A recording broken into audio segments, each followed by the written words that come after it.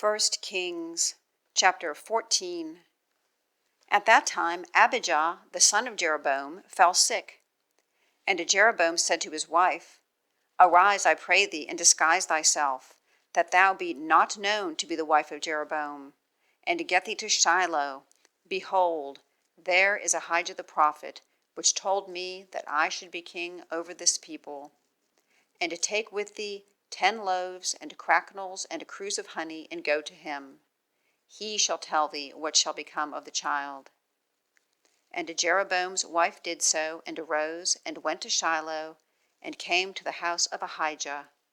But Ahijah could not see, for his eyes were set by reason of his age. And the Lord said unto Ahijah, Behold, the wife of Jeroboam cometh to ask a thing of thee for her son, for he is sick.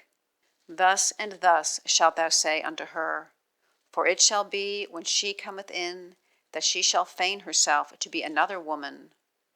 And it was so, when Ahijah heard the sound of her feet as she came in at the door, that he said, Come in, thou wife of Jeroboam.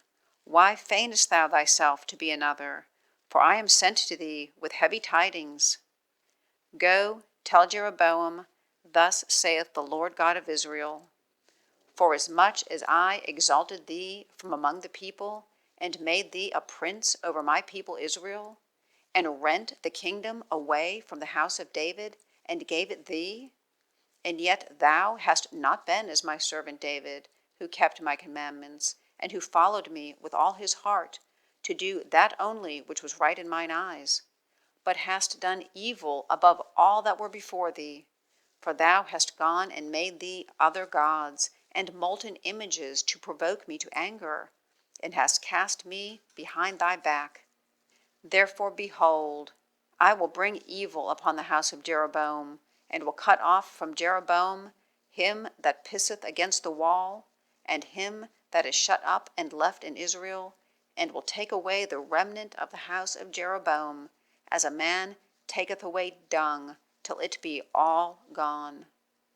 Him that dieth of Jeroboam in the city shall the dogs eat, and him that dieth in the field shall the fowls of the air eat, for the Lord hath spoken it. Arise thou therefore, get thee to thine own house, and when thy feet enter into the city, the child shall die, and all Israel shall mourn for him, and bury him, for he only of Jeroboam shall come to the grave, because in him there is found some good thing toward the Lord God of Israel in the house of Jeroboam. Moreover, the Lord shall raise him up a king over Israel, who shall cut off the house of Jeroboam that day. For the Lord shall smite Israel as a reed is shaken in the water, and he shall root up Israel out of this good land which he gave to their fathers, and shall scatter them beyond the river, because they have made their groves, provoking the Lord to anger. And he shall give Israel up because of the sins of Jeroboam, who did sin, and who made Israel to sin. And Jeroboam's wife arose and departed, and came to Tirzah. And when she came to the threshold of the door, the child died. And they buried him, and all Israel mourned for him, according to the word of the Lord, which he spake by the hand of his servant Ahijah the prophet. And the rest of the acts of Jeroboam, how he warred and how he reigned, behold, they are written in the book of the Chronicles of the kings of Israel. And the days when Jeroboam reigned were 22 years, and he slept with his fathers, and Nadab his son reigned in his stead. And Rehoboam the son of Solomon reigned in Judah. Rehoboam was 41 years old when he began to reign, and he reigned 17 years in Jerusalem, the city which the Lord did choose out of all the tribes of Israel to put his name there. And his mother's name was Naamah, an Ammonitess. And Judah did evil in the sight of the Lord, and they provoked him to jealousy with their sins which they had committed, above all that their father had done. For they also built them high places and images and groves on every high hill, and under every green tree. And there were also Sodomites in the land, And they did according to all the abominations of the nations which the Lord cast out before the children of Israel. And it came to pass in the 5th year of King Rehoboam that Shishak, king of Egypt, came up against Jerusalem.